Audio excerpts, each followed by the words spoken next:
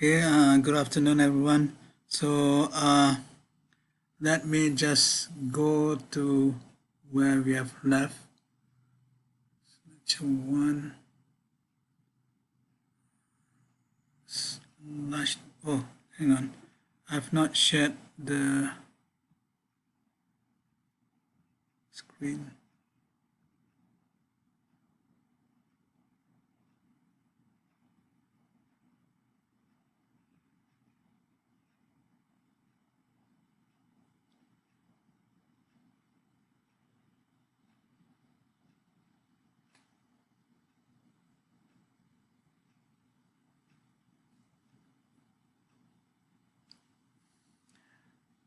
Okay, you should be able to see the screen now.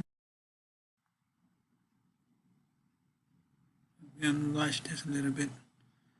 So we are somewhere.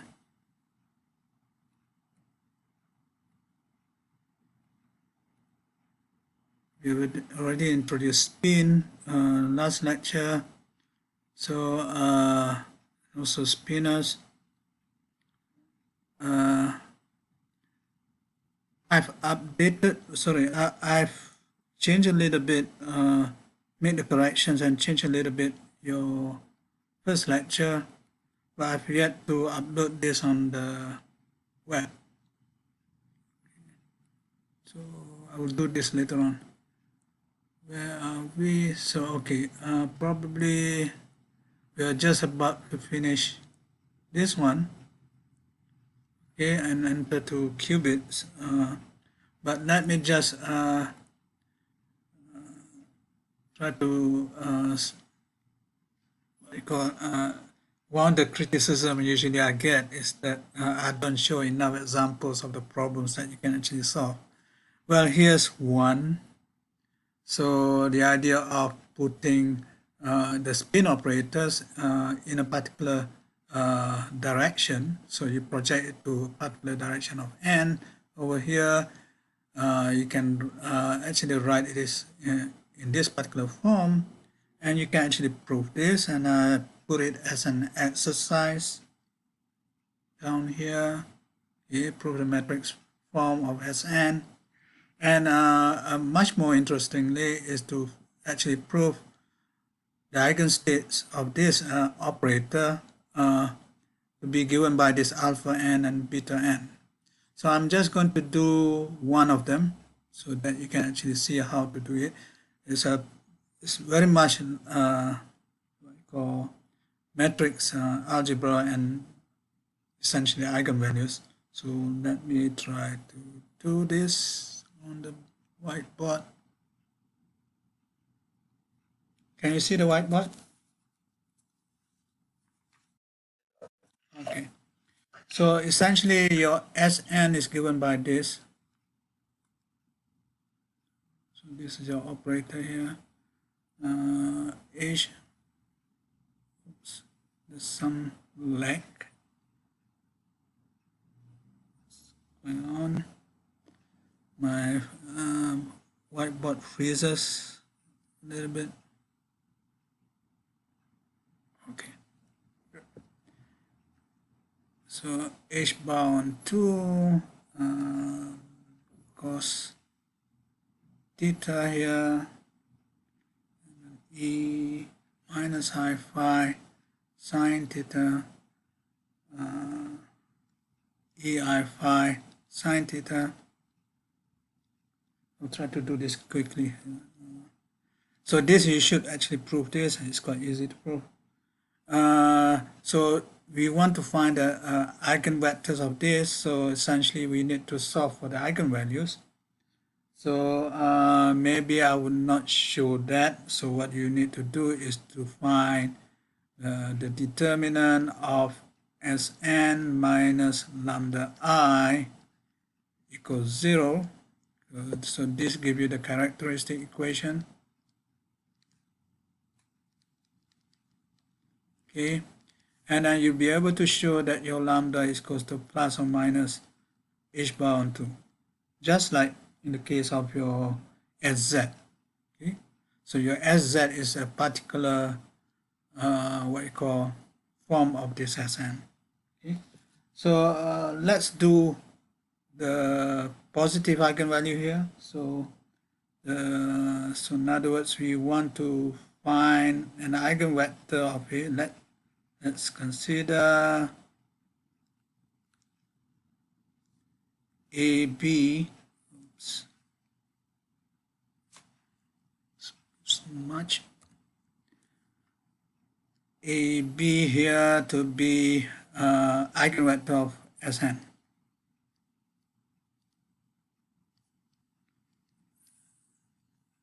And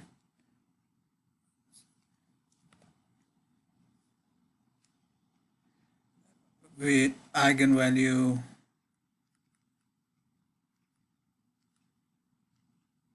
plus h bound 2. Okay, so let's do that.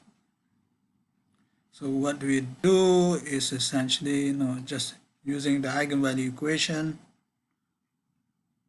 I'm going to move this thing out.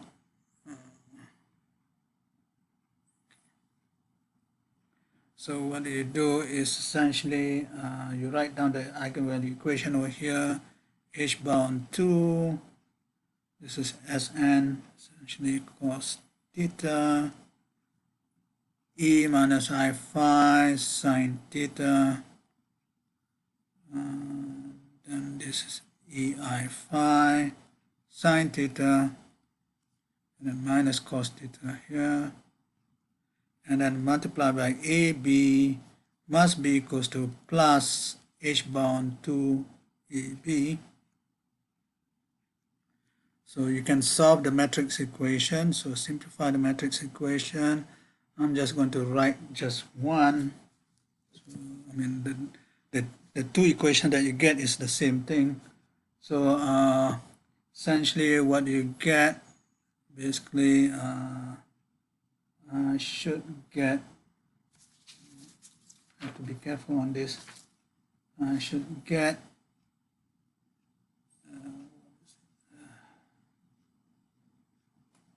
a cos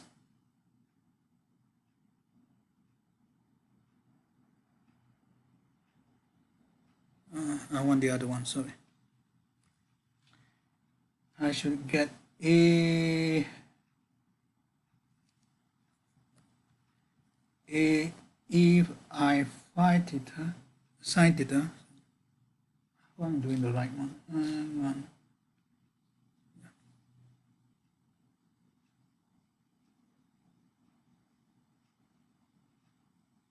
No, okay, I'll do this. A cos theta minus 1, minus is coming from here, okay. Your h bound 2 cancel off on both sides of the equation, so a cos theta minus 1 plus b e minus I phi sine theta, okay, and that should be equals to 0, and that would tell us, okay, your b can be written in terms of this form. Let me check this carefully.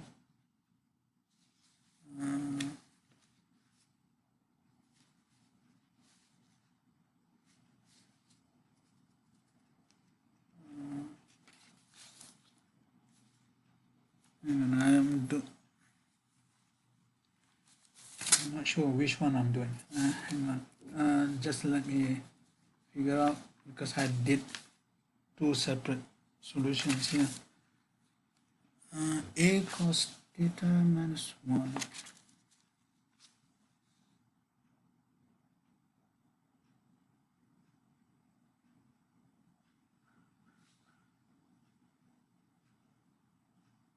Or maybe I'll do it. So let me just, I'm just going to do one.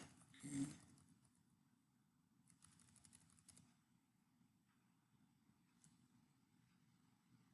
Oops, too much. There. H bound 2, A, B, then the thing that I want is probably the one underneath. Yeah, this one times that equals to that. So that would actually give you, let me see, AEI phi sine theta,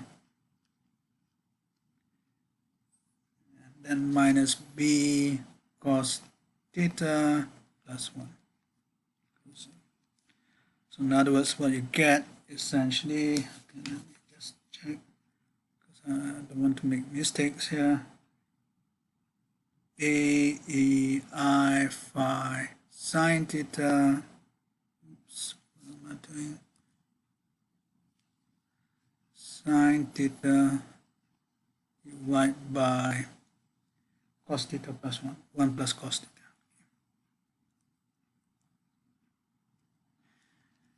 And then what do we need to completely solve that? That just saying that I can express B in terms of A. To completely solve this, remember you have the normalization condition. So that means I have modulus A squared plus modulus B squared equals to 1. And that will tell you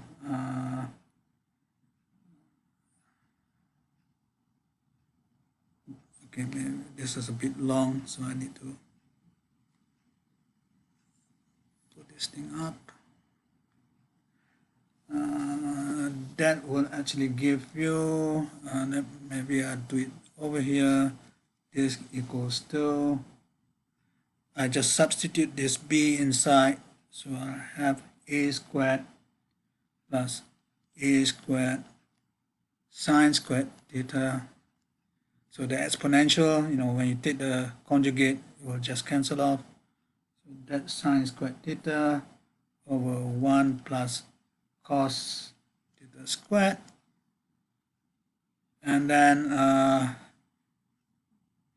put all the denominators together so that I would actually have the following, and I bring out your modulus A outside.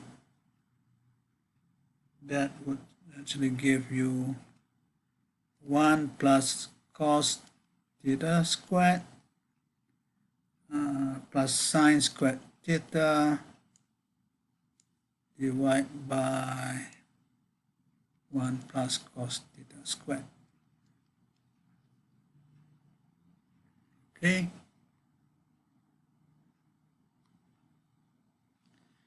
So you can simplify that, expand the 1 plus cos theta squared. So you'll be able to reduce this in this particular form to A squared over 1 plus cos theta. Okay. So in other words, what you'll have is that your modulus A squared equals to a half 1 plus cos theta. Now, what one does next is essentially to break this thing down to a half angle formula. So recall that, okay, what's your half angle formula? Remember, so I'm just go back to basics because I can normally make mistakes. So cos squared x minus sine, minus sine squared x is basically the formula for double angle formula, cos to x. So one can actually replace this by 1 minus cos squared, okay, and then you'll be able to write 2 cos squared x minus 1 equals to cos to x, okay, or I can write this as follows: 2 cos squared x equals to 1 plus cos to x. Now you can see that this is the expression I want for this thing on top here. Okay, so I'm going to let your 2x equals to theta. So in other words, x equals to, problem with this, x equals to theta over 2. Okay, so I'm going to substitute this by 2 cos squared half theta. So what I'll have is modulus a squared equals to half 2 cos squared theta over 2, and that is simply just cos squared theta over 2. And one could take just the square root, but I want to make it the answer similar to the one in the notes. So if you look at the notes, here is A, here's B, so I would like to have this phase comes in. Okay, so you remember you have this ability to put in your phases, okay, without changing too much of the information there. So where are we here? So I can now let A equals to what was the thing in the notes? E minus I phi over 2 cos theta over 2, and then since we have B being expressed in terms of A, that will actually allow us to write your B, and you can just check this easily, EI phi over 2 sine theta over 2. Okay, so these are kind of, it's usually some book work are normally expected of you. So in other words, you can't just simply take the notes on fifth, you have to prove everything. So that is just for the so-called spin up for Sn, and there's another eigenstate which is spin down, which the eigenvalue is actually minus h bar on 2. Okay, so you can try to do this yourself. So the next thing that we want to do is probably put what we have learned in a slightly more modern context, where we have seen people talk about what you call quantum computers and then qubits. So qubits are just essentially what we call a two-level quantum system. Okay, so the two-level quantum system can be realized by the spin half, but you can also have things like the polarization states of your photons. Your polarization states of photons are essentially only two states involved, despite that photons are spin 1, but because your photons are massless, so one of the degree of freedom is actually being reduced by the fact that your photons are massless. So you get photons being as either, for example, vertically polarized or horizontally polarized. Okay, so but the idea is any two states, any two-level states will actually become a qubit. Okay, the qubit is essentially coming from the analog of a bit, which usually written in terms of 0 or 1 binary numbers. Okay, so you can express your state as now a cat 0 and a cat 1, which you can refer to as a spin 1 or spin down if you want. So one has this expression of a qubit in general given by this, which is a superposition of spin up or spin down or polarization of photons. And from your first course of quantum mechanics, you should be able to find out what is this coefficients here. Your C0 is just your inner product of your zero state, okay, or the spin up state with chi, and your C1 over here is just the inner product between your spin down state or one state with state chi. and you have the normalization as you have seen before. Okay, and one of the things that can be done is that you can, since you have this condition, one could parameterize the state in the following form. You have this cos theta over 2 multiplying the spin up state or zero state, and sin theta over 2 multiplying the spin down state, but there must be some degree of freedom, the phase degree of freedom over here, multiplying that one state. Now it is in this particular form so that what you call the state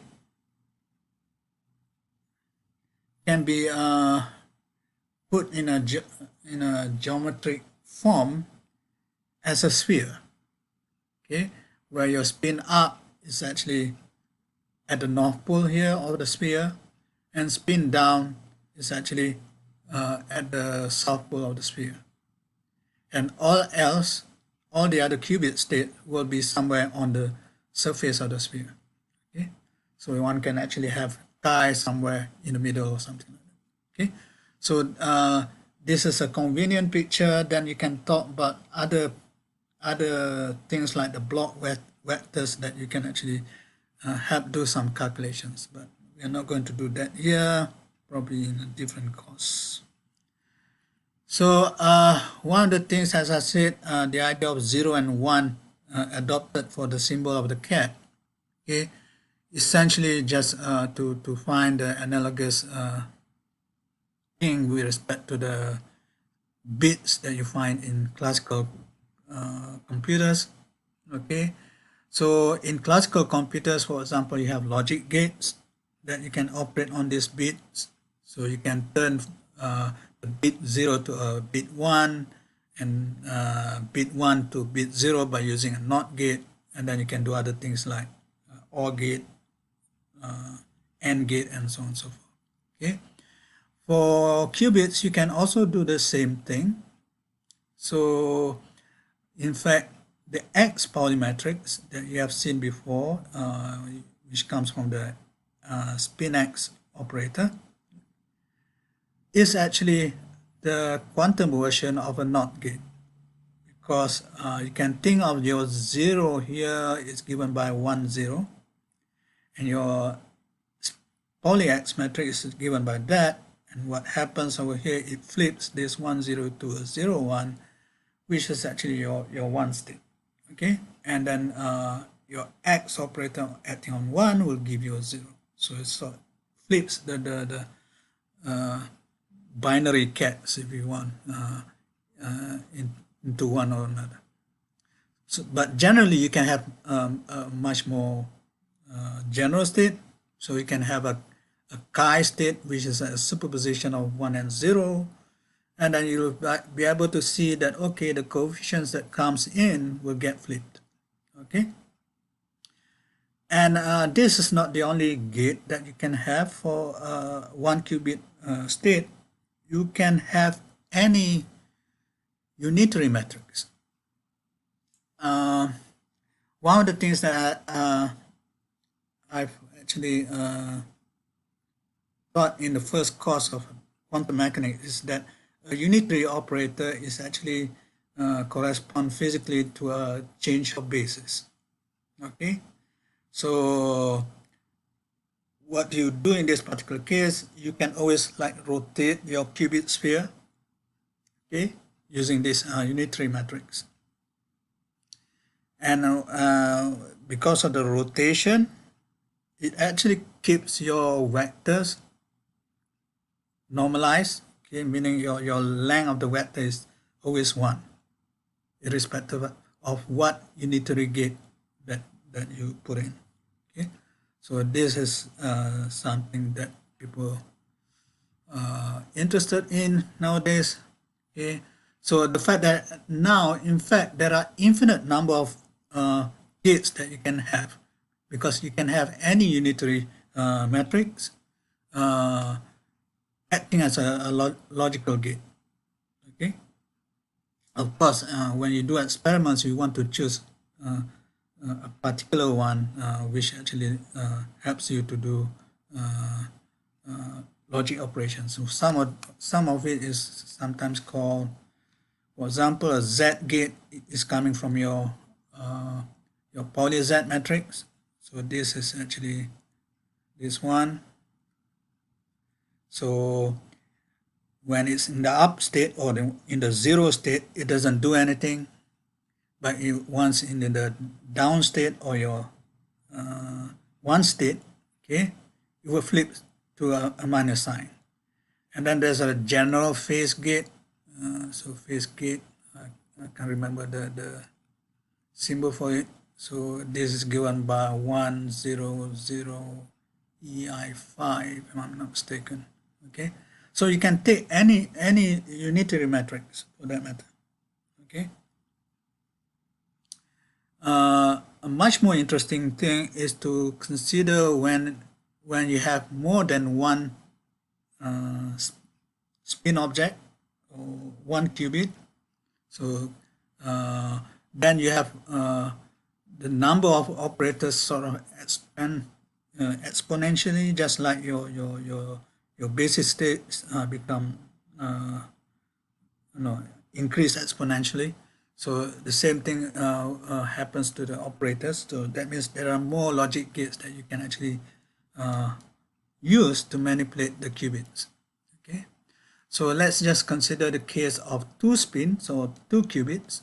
So usually one maybe identify this to say system A here. So I have the basis for system A is 0A and 1A, and system B over here is given by the basis of 0B and 1B. So you would just think of what is and they are independent of each other. Okay, so your spin A and spin B are totally independent degrees of freedom. Okay, so what you can have, as I mentioned previously when I introduced tensor product, okay, when you have independent degrees of freedom, you can actually use your tensor product. So in other words, you look at all possible pairs of these spin states. So you can have a 0A and 0B, 0A and 1B, 1A and 0B, and 1A, 1B. And usually when it's understood that, okay, the first system is A, the second system is B, you totally forget your A and subscripts A and B. You just look at the order of the positions. Then you can rewrite this state as 0, 0, 0, 1, 1, 0, and 1, 1. Okay, and I think you can actually do a matrix representation for this. Okay. 0, 1, 0, 0. I think I've done this in the first lecture. Oops. Oh, never mind. Yeah, you know that 4 by 1 matrix. Okay, so I don't want to do this again. Right. So generally, then you have this 4 by 1 matrix for the general 2-qubit state, and then you have coefficients there: alpha naught naught, alpha naught 1, alpha 1 naught, and alpha 1 1, all of which you have the normalization condition coming in.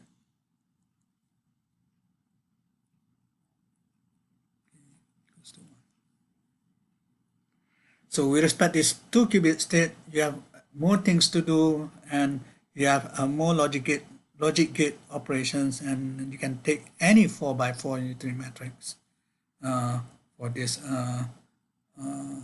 2-qubit system. Okay, one of the most important one is sometimes it's called a universal gate, is the control NOT gate. And the control NOT gate looks like this in this matrix representation. Okay, so you have the identity matrix on this block, and then you have your NOT matrix over here on the lower block. Okay, So what it does is essentially on a general 2-qubit state, it just flips the coefficients over here. Okay. Now the control NOT gate, why it's called control NOT, one can think of this like this is a circuit diagram that people normally draw. So this is essentially what we call a control NOT gate. And here's what this. So over here is a control qubit coming in. Here is the target qubit coming in. And then this will be the output. Okay. So the output will be given things like this. So, but I just want to mention this. You can actually try to see it for yourself. Is that the control NOT, the idea of control NOT gate depends on what is your first qubit or the control qubit, the first qubit here. Okay. If the first qubit is actually 0, okay, the 0 state, then you don't do anything to your target qubit. Okay, so in other words, if it goes 0 here, then it's actually 0. Your control qubit doesn't change. Okay, your control qubit just pass through, and then your target qubit, if it's 1 here, then it's 1, or if it's 0 here, it's 0. But if your control qubit is actually 1, okay, then you have something non-trivial happen. Of course, your control qubit doesn't change, but what do you have in this particular case is that this gets flipped. So it depends on this control qubit. So I'll let you explore, play around with this, and try to see that this is actually true. So this is your exercise for this part. Okay. Are there any questions at this stage?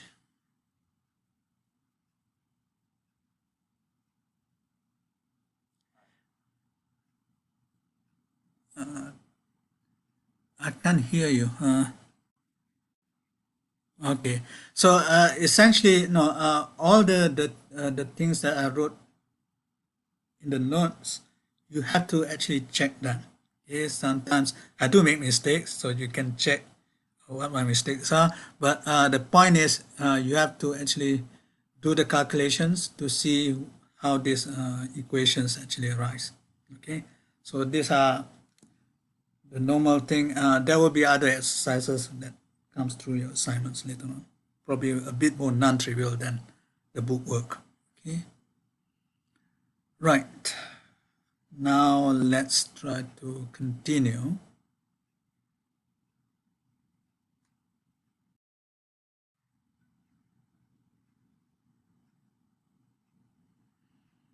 Okay, let me make this a little bit bigger.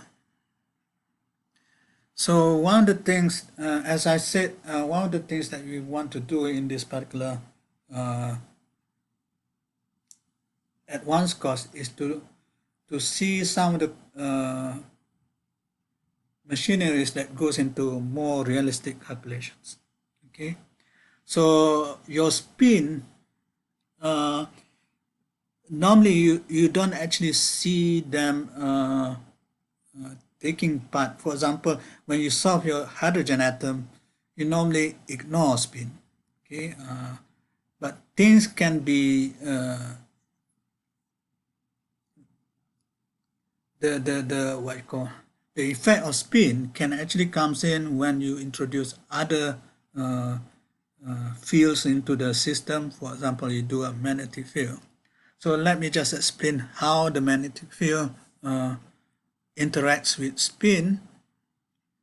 Well, the idea of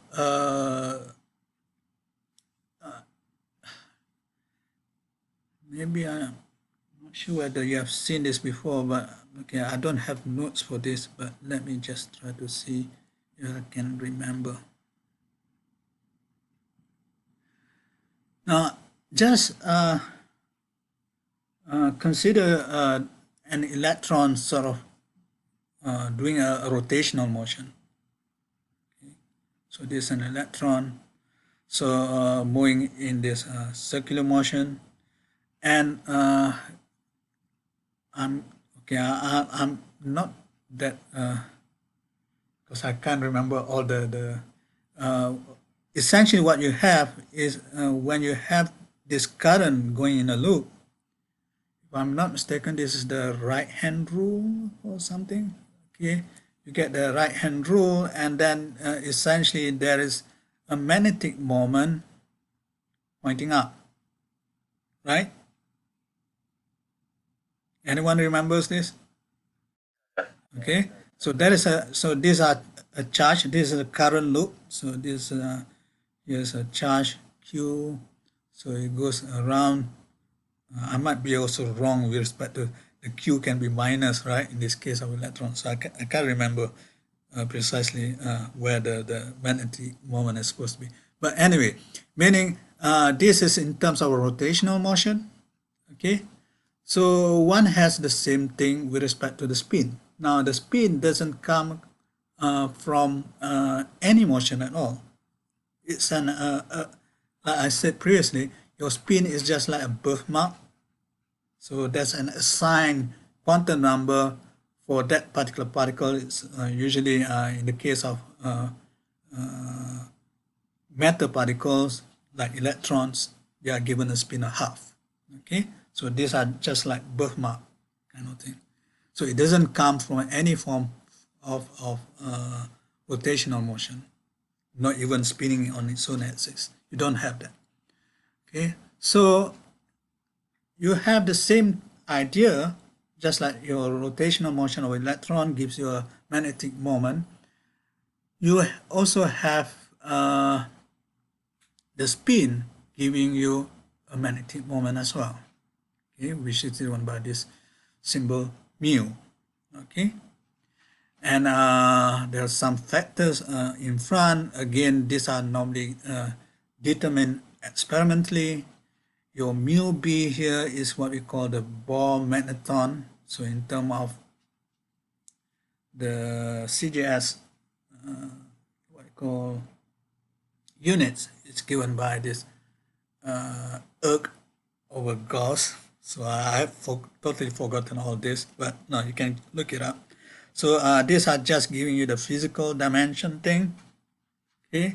And then this factor of 2 is really what we call the G factor of the electron, okay? For other particles, your G factor can be something else. So for example, the proton may have something similar in terms of formula, okay? And your G will have a different value in that case. So these are actually determined experimentally, and they can determine it quite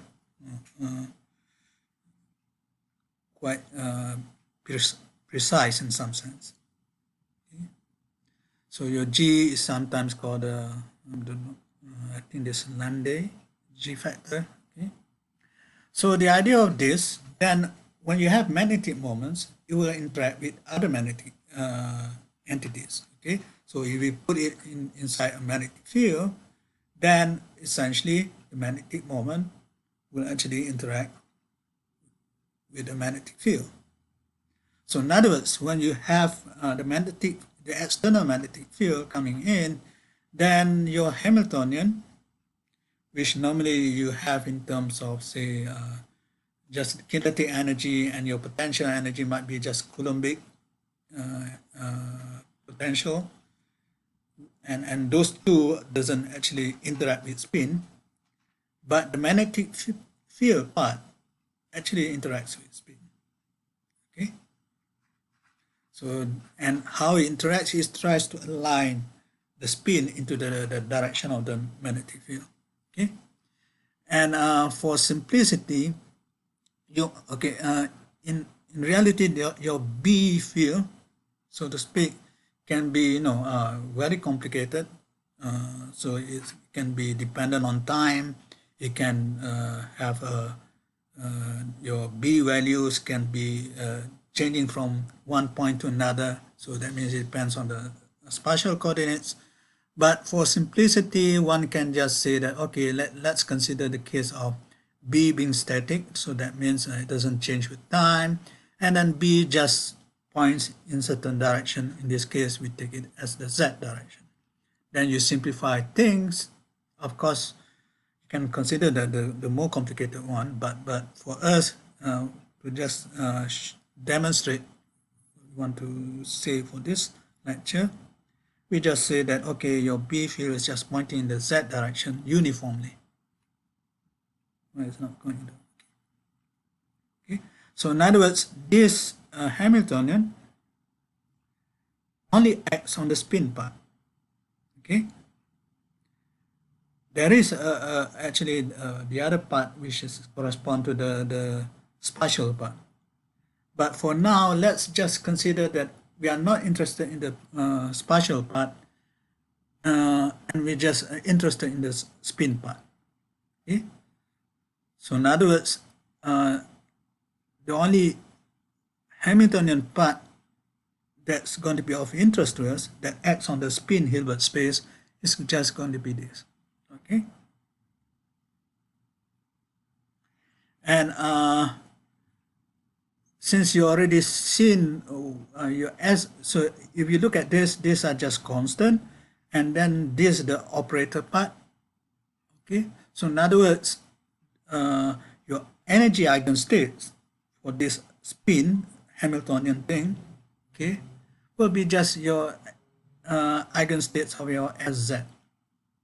Okay, and you can actually calculate the eigenvalues to be the following.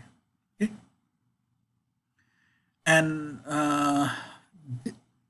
now how can you actually see this kind of quantity coming in? Well, you can measure the energy, okay, and you can measure what we call the cyclotron frequency, which is given in terms of your energy here, E equals to h bar omega, and omega will just something which is related to this energy level, energy eigenvalues. So, and then you can actually see how your spin precess with this particular omega value. Okay. So what do we do in this particular case is usually we try to see how this spin precession can actually occur. So what do we do in this particular case is to let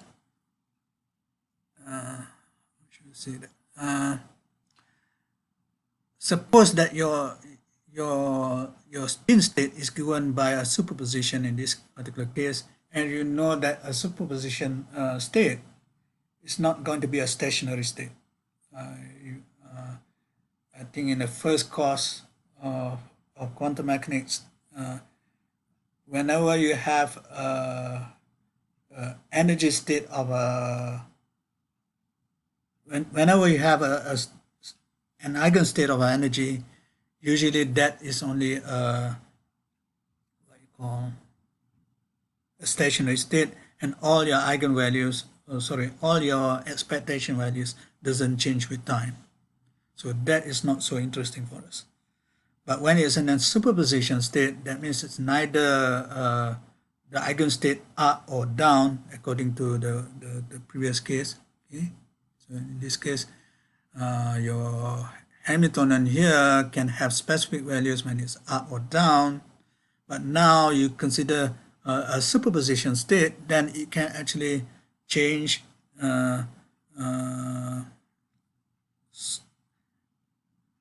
how should I say?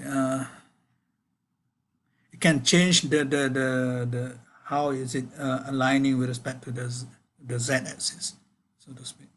So what do we do? Recall our evolution operator.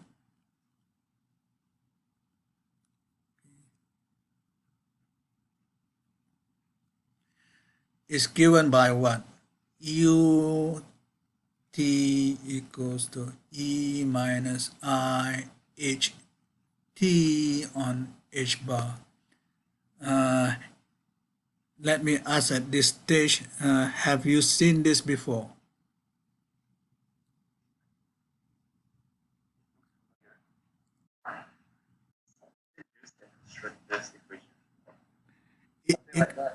It comes from the Schrodinger equation. You're right.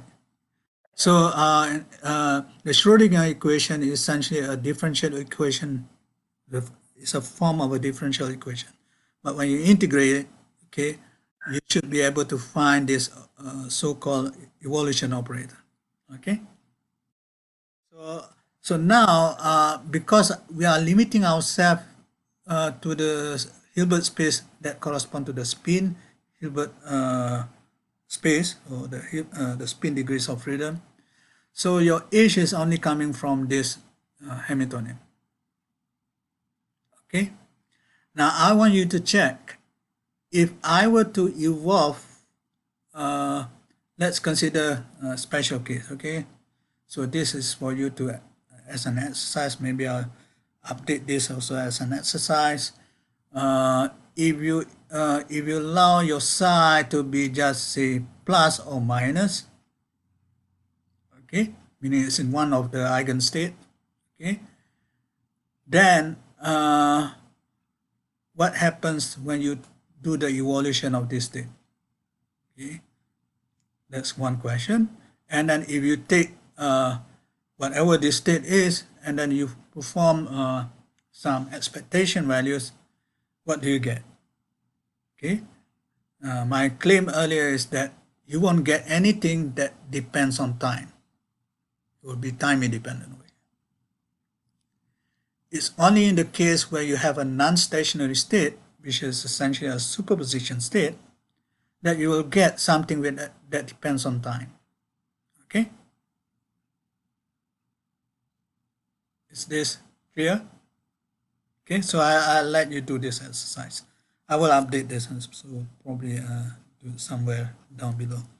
Okay, so when you apply this evolution operator onto your state, which is given initially by that form, you'll find that you can actually write it because your SZ will actually act individually on this plus state and minus state, okay, differently. So you get this coefficients coming in front, okay.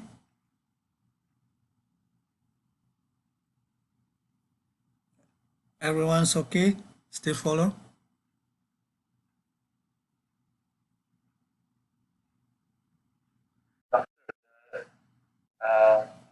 The evolution operator that you Okay. wrote just now for UT is different from the one that you're writing for UT. Which one? Okay. It should be the same. Okay. This is an evolution operator. So your evolution operator is just that. Your H is just the same thing. Your H is, where's the, yeah, your H is just that. Okay. Your magnetic field is just pointing in some direction, right? So your magnetic field determines the form that you see over here. Okay. Remember, omega is the one that tells you about the magnetic field. Is that okay? Okay. So you apply the same thing to your eigenstate, and you find that, okay, they evolve in a rather trivial fashion. But when you do it for a non-stationary state, which is a superposition state, then it evolves in a rather more interesting way. Okay. Oh, it actually is done below. Okay. Oh, this is an example, sorry. Okay. Here is an example of the eigenstate of Sx. Okay. So an eigenstate of Sx cannot be an eigenstate of Sz. Do you know why?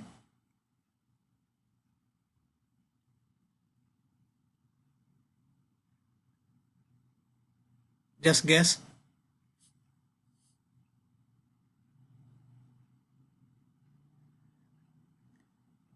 Consider the spin angular momenta.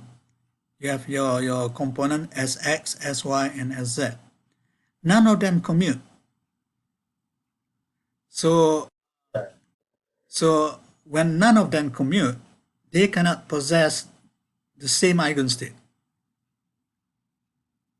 Okay? Because none of them are what we call compatible observables. The one that has common eigenstate are just the compatible observables. So things like, okay, maybe in this particular case, you consider the kinetic energy, for example. Okay, it's compatible with the spin because spin has nothing to do with position. So you can actually write a state, an energy state that depends on, say, the momenta and the speed, if you want. Okay, but the one with the momenta probably doesn't have any influence with respect to the magnetic field because it doesn't interact. Okay, there is, okay, I should be careful what I'm saying. There is also orbital angular momenta, which we have not considered at all. Okay, the orbital angular momenta also have its magnetic moments. Okay, and in that particular case, what's going to happen is that, okay, I need to be able to think of the angular momenta from the orbital case and the angular momenta from the spin case. How do they combine? Because both are angular momenta. So we need to talk about additional angular momenta, which we're going to treat later on. Okay, so that is where the all this complicated business for realistic system. So you cannot just simply, okay, I'm going to ignore position, I'm just going to talk about spin. No, that's not going to happen in practical terms. There's always some complications going on. Okay, so all right. So over here, one of the things that you can actually consider, for example, remember the one that we wanted to have is the fact that you want to have a superposition state. Now, what I claim over here, the eigenstate of Sx, okay, the x component of spin, cannot be an eigenstate of your Sz, and hence, since it cannot be an eigenstate of Sz, it has to be a superposition, and the superposition is given in a definite form. It's given by 1 on square root 2 plus, we should spin up and superpose with spin down.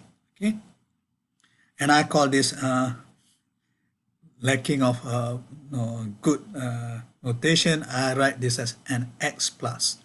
There's also an x minus, which corresponds to let me just write this.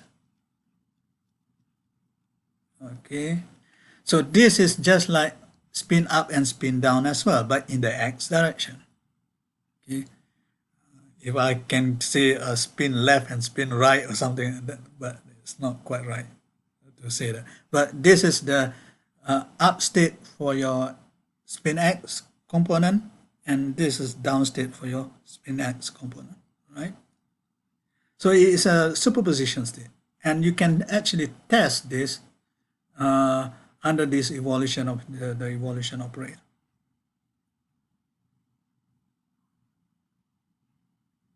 Okay, so now I just look at how this thing evolve. Okay, so it will evolve accordingly. So remember, you have this the exponential of this h there. So you have this plus or minus coming in, and then this will change to that. Okay. So now let's consider this particular state, okay, and you project it to the spin up state of your x and spin, or if you want, spin down state of your x, if you want. Okay. Usually, if you consider this as a eigenstate of x and see what happens, then how should I say this? since your magnetic field is actually in the z direction, then you'll find that this will not this will depend on your time evolution. Okay, suppose instead of this, the exercise that I mentioned just now, suppose I just use this.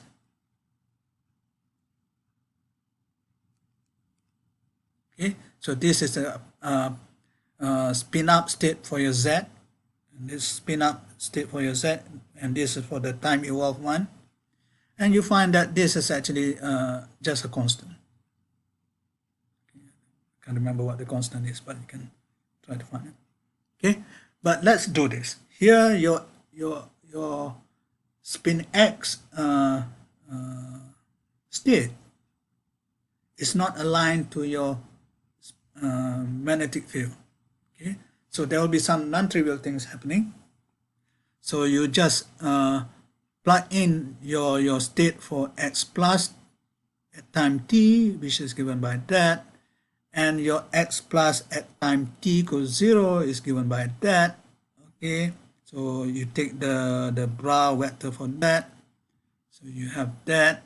Okay, and then you do the inner product. Okay, this multiply that, and this multiply that and that, and you'll find the following. Okay, remember that the plus state and the minus state will be orthogonal, so this will gives you 0 here, and you're left with this plus plus, and you assume normalization there, so you give a 1, and this gives you a 1.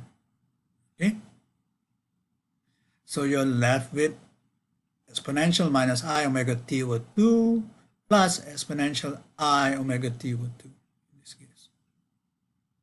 Okay, and remember that this is a modular square, so you multiply with its conjugate, you get the modular square, so you get this times that. And finally, if you remember, the exponential, the complex exponential are related to your trigonometric function. So you can write down in terms of trigonometric function, and you'll be able to see that this is actually equals to cos squared omega t over 2. So you can see that your spin x state will actually varies even if you project it with respect to the one of the what you call state over here. Okay, it will vary with respect to time because your Hamiltonian is actually in the z direction. Okay, so there's something trivial here, and the same thing can be done for the other one. And of course, the other one is actually giving you here is cos squared, and what you're going to get is this to be sine squared, because the probability of these two should add up equals to 1. Okay, so if you consider the expectation value of Sx in this particular case, then what's going to happen is that because of, okay, I should mention this, where is it? When you do the expectation value, you have this thing coming in. I should explain this differently, but these are essentially the factors that are different. Okay, unlike the one above is about probabilities, these are talking about expectation value. So you're going to get this quantities coming in, okay, that doesn't make this add up to a constant value, and that gives you something which depends on the on time. Okay, so you find that your Sx, the expectation value of your spin x, will evolve according to cosine angle here, And if you do the same, this will be an exercise for you to do. Okay. If you do the same for the y component, you can also find out what is the eigenstate of Sy. I think it involves some kind of plus and the spin up and spin down state, but with I in between. Okay, and you can show that this is evolved according to a sine function. Oops, I've come to the. It's already 4 p.m. So I'll stop there for today, and we can see how this expectation value tells us about spin precession. Okay, so we'll do that maybe next week. Okay, so I'll stop there for today. Any question? Let me again take the attendance. Okay, go on. You have to speak louder because somehow it's a bit. It's okay. I still can hear you, but you have to speak louder.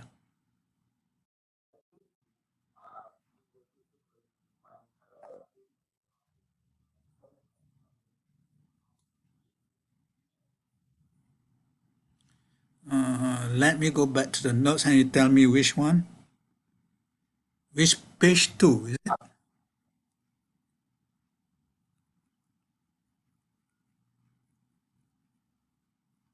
Yeah.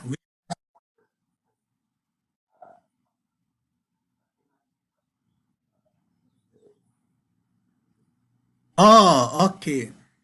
Again, this is something that I had in my first course. Uh, okay. Essentially, okay, when you evolve state, there will be some time interval.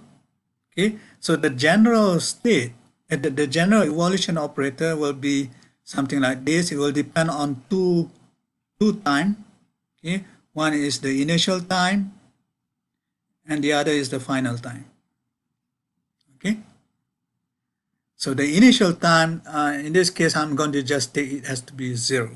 And the final time, I will just take it to be equals to t. So essentially, okay, in this case, what is ut2 t1 is simply equals to e minus I h.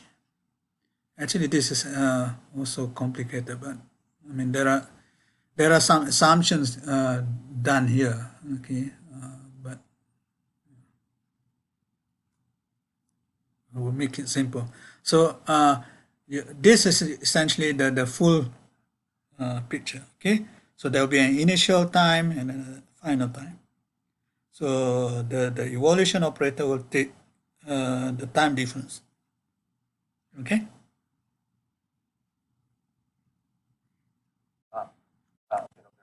And anything else you want to ask before we finish?